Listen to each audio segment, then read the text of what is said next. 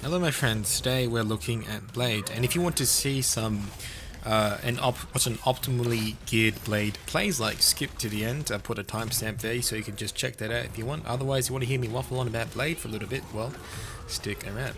So here it is, we're checking out my 1430 Blade ult here right now. She's pretty fun to play when geared, but that is the key word, when geared.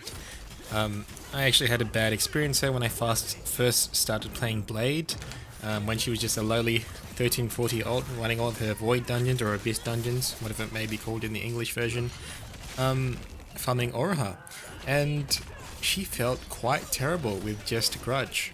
Now, I think a lot of players in the Western release are definitely going to play Blade as their main, and they're going to be quite disappointed when they just instantly rush Grudge level 3 and don't even get their class engraving. I actually think she needs supercharge to level 3 and the class engraving to level 1 to at least feel semi-decent at the start. But I think, like I said, a lot of people are going to go Grudge and they're going to be really disappointed with the class, and that sucks because if you look at the gameplay at the end, oh my god, does she flow with a good set of accessories and, you know, good stats, specifically just spec and crit. Oh man, she's a really fun class, guys. But you know, even now with my suboptimal 1430 ult, I really love her now. She's got supercharge 3 and her class engraving to level 3, and that was exactly what I needed to start enjoying Blade.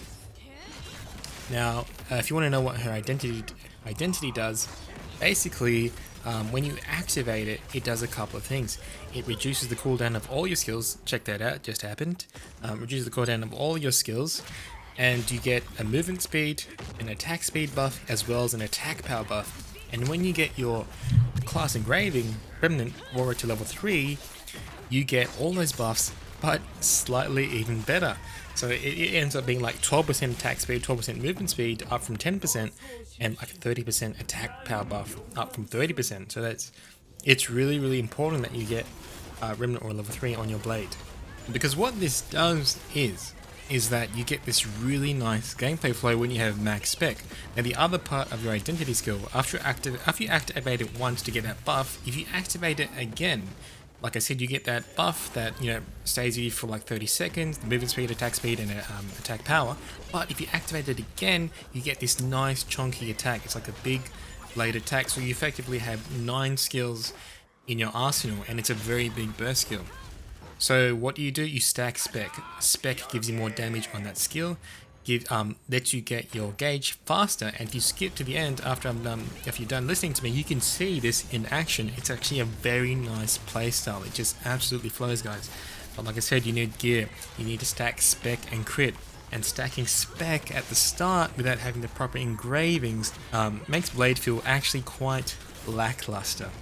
So yeah, without Supercharge 3, without Remnant Aura 3, I think she's just a little meh. But once you get into tier 3 or even tier 2 or even upper tier 1, when you start getting a lot of artifacts and you get a lot of spec and you're starting to get like 4 level 3 engravings, oh, she starts to feel really good, guys. Trust me. Now in terms of Guardian raids and Chaos dungeons, she feels really good. Like I said, if you get that constant movement speed buff, yeah, that's half your mitigation right there. Like I always say, movement is mitigation.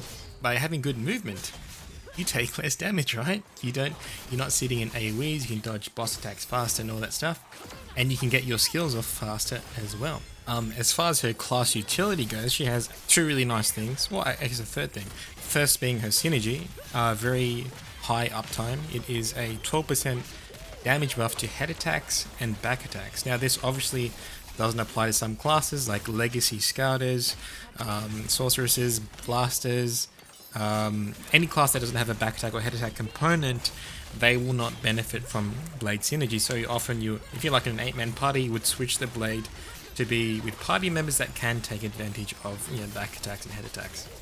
As a Warlord main, I love Blades for 2 reasons. It's because of that head attack buff, and of course her attack speed and movement speed buff on her R skill, as you can see here on my Blade.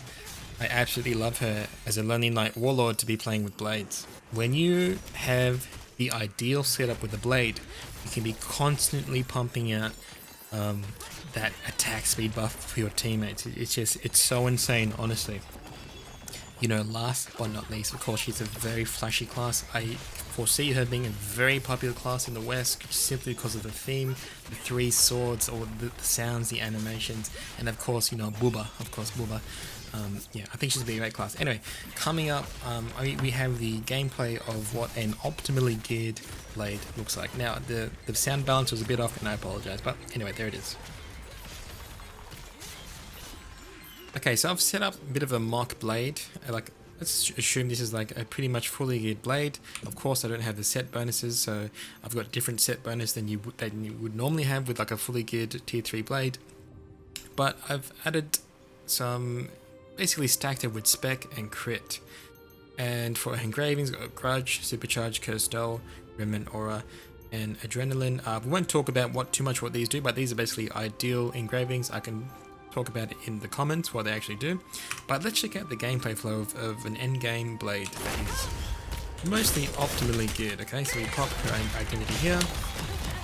These are your Supercharge skills. I'm actually probably doing that in the wrong order. That was definitely the wrong order.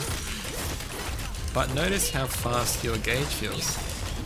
Look at that, I've already got my identity back, raise my identity. It reduces the cooldowns of all my skills, basically everything's reset. And it just flows. By the time I've done my full rotation, we've got our identity gauge back here. Crazy, and I should have applied my synergy buff there, forgot. Sorry, not a blade main. Just an ult. But look at this, pump all of your skills.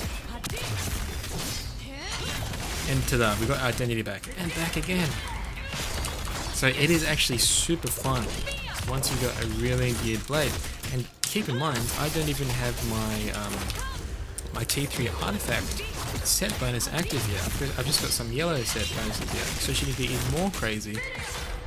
And look at that, look how much it flows. Obviously this is not realistic, right? Because in a real encounter, the boss would be moving all the time.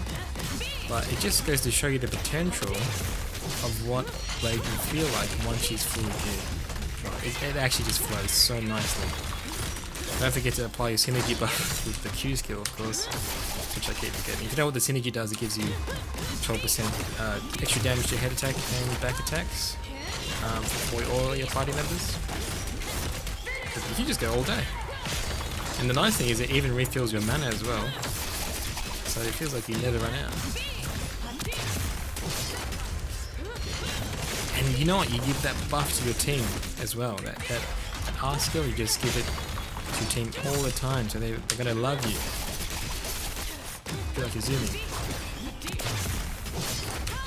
I'm just addicted, I can't stop. Blade is so fun! Anyway, that was fun. So yeah, there it is. That is what a fully geared endgame blade would feel like, and it is fun, I tell you what. But until that time, I think it's kind of mediocre. So it's a bit of a road to get a fully geared blade, but when you do, boy does she pump. Well, hope you enjoyed that, guys. Thanks for watching. Bye bye.